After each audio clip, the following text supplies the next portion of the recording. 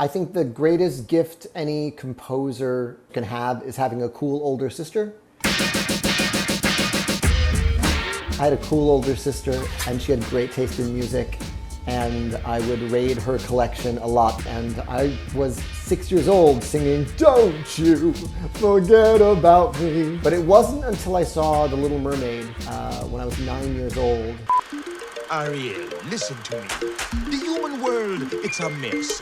I remember Under the Sea starting and feeling this like out-of-body experience that I was watching a musical number that took place at the bottom of the ocean, and there was no gravity involved, and it was a calypso number. Under the sea, under the sea. So that's the one that like really made me fall in love with musical storytelling. It wasn't a stage show. We didn't really have money for stage shows. It was seeing Under the Sea. Hey, let's get it. Guerrero. Here we go, baby. In the Heights was the dare to myself that I could have a life in musical theater at all. I realized growing up, I'd never get cast in West Side Story. There's so little Latino representation in the musical theater canon that unless I started writing, I just couldn't have a life in this world that I loved so much. And so I started writing In the Heights my sophomore year in college. I basically just started writing all the kinds of music I loved into the score. It was like my first time bringing all of myself into the musicals I was writing. I think I was so inspired by Jonathan Larson in Rent, and that's what got me writing, was that he wrote a contemporary musical. But In the Heights is when I stopped trying to write like him and started trying to write like me. This mix of the hip hop music that I grew up loving, and that's Jay-Z and Big Pun and Mobb Deep, that you would see in a purer form later in Hamilton, along with Juan Luis Guerra, Celia Cruz. Ruben Blades is a huge one for me because Ruben Blades and Juan Luis Guerra have this magical thing where they can write the most danceable tunes you've ever heard, and yet, if you stop to listen to the lyrics, it's about real shit. And it's not an accident that my sophomore year in college sort of coincided with the first Latin pop boom. It was mainstream white America discovering Ricky Martin in his leather pants, when the rest of us have known Ricky Martin since Menudo. Mark Anthony singing in English, when the rest of us have 3 Mark Anthony albums already. 98 Degrees is singing in Spanish, and you're like, what the fuck's going on? Hip hop has incredibly powerful storytelling. Latin music has incredibly powerful storytelling. Why can't we thread the needle of these on a theater stage? The thing about 96,000 is that it's also really informed by this group I'm in called Freestyle Supreme. At that point, I was starting to really freestyle with my friends on a stage in front of other people instead of just like the way most of us do it, stoned in a circle in college. Give us a word. Mascara, instant noodle, nail clippers, Camouflage. I'm sorry, was your name Rambo? Were you in the army? Why you wearing camo? I was trying to capture that energy for the interplay between Benny and Usnavi and Graffiti Pete. So that opening thing, it almost like sort of starts and it doesn't scan nicely. It's if I won the lotto tomorrow, well, I know I wouldn't bother going on no spending spree. What rhymes with spending spree? Entrance fee.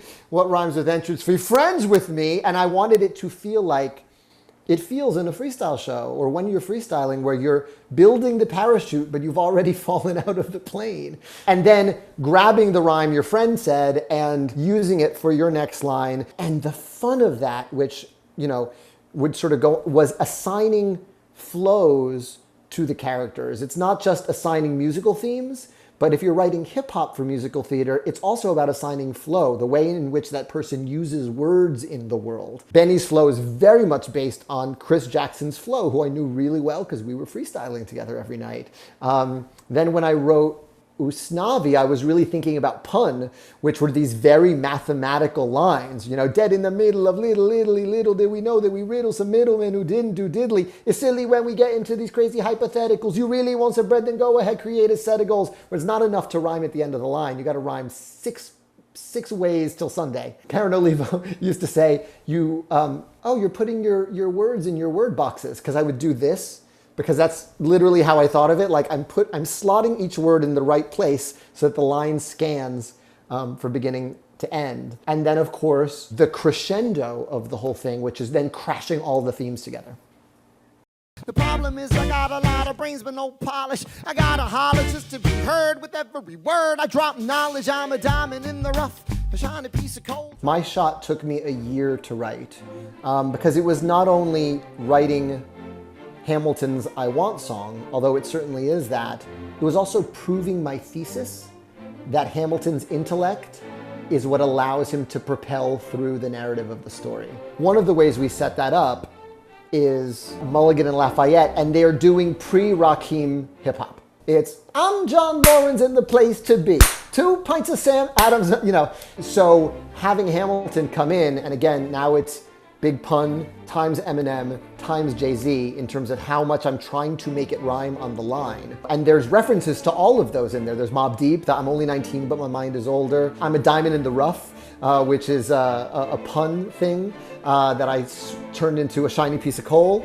The ALEXAND, that's Biggie's, the NOTORIO. So I'm grabbing from the influences and paying homage to those influences, but I'm also trying to make it the densest couplets that I can write. So if I express something in 4 lines, the challenge became, can I express that now in 2 lines? Till you could kick the tire on any part of the line and it's unfuckwithable.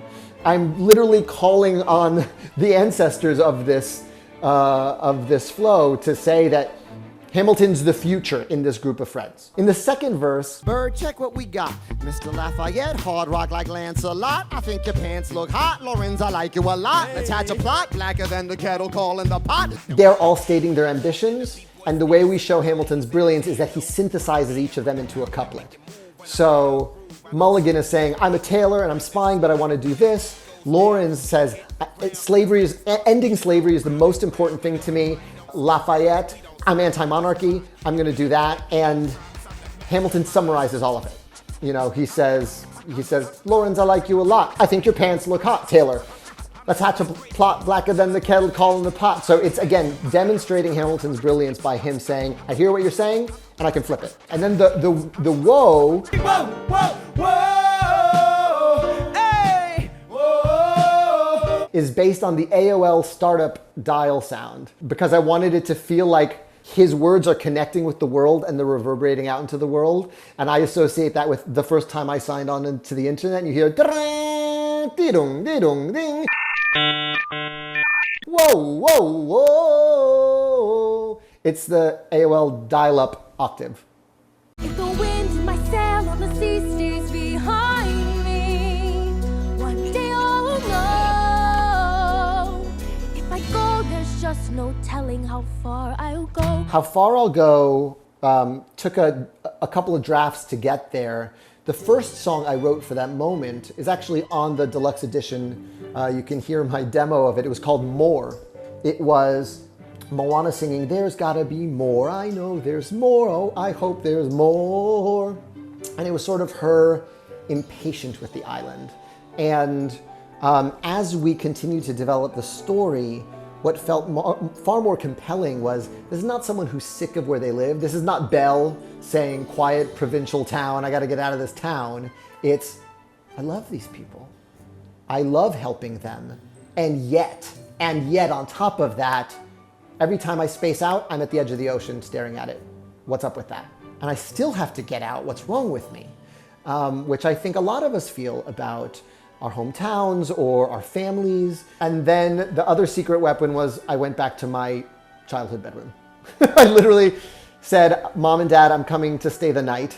I am married with a child of my own family, but I have to go do a sleepover at my house because I think that helps. I'm an actor before I'm a writer, and sitting where I was my angstiest and my teeniest unlocks that for me. And so that was the other secret weapon, was actually going back to my piano to get Moana's feelings.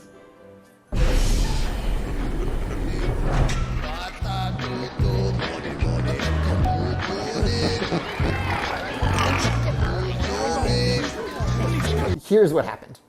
JJ was seeing Hamilton, and I was not in the show that day. I was actually out in the audience taking notes. JJ was there, and I was a huge fan of Alias and his Mission Impossible and all the things, all the JJ things. And I knew he was working on episode 7. So at intermission, I introduced myself to him. I said, hi, I'm Lin, I'm the writer of the show. And so I caught him at a moment where he was enjoying my work. As a joke, I said, well, if you have any cantina music you need writing, I'm here. Because, you know, I would never presume to do what John Williams did. John Williams is John Williams. And he said, I do have a cantina moment.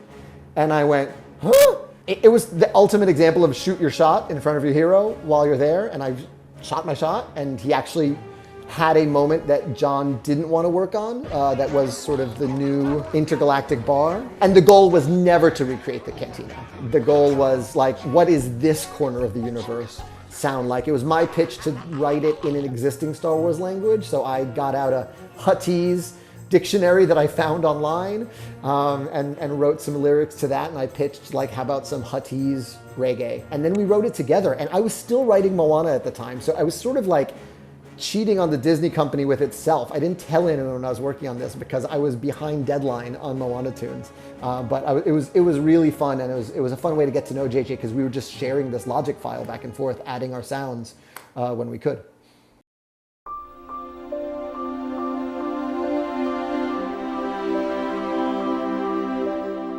The thing I'm proudest of is, from the moment I started writing In the Heights to the present, I've always just tried to get us on the board when it comes to being on stage. Like, I just didn't see a lot of, I loved musical theater, but I just didn't see a lot of us. I didn't see a lot of black faces or brown faces. And In the Heights was like, can we please be here? And to see how often that show gets produced and how many Latino actors get their SAG card or their equity card because they're in productions of In the Heights, and there is an In the Heights production happening somewhere at all times, makes me happy. It makes me proud on Hamilton to have so many debuts because the roles now exist. But I'm always just trying to get us on the board. I'm always just trying to get us in that room.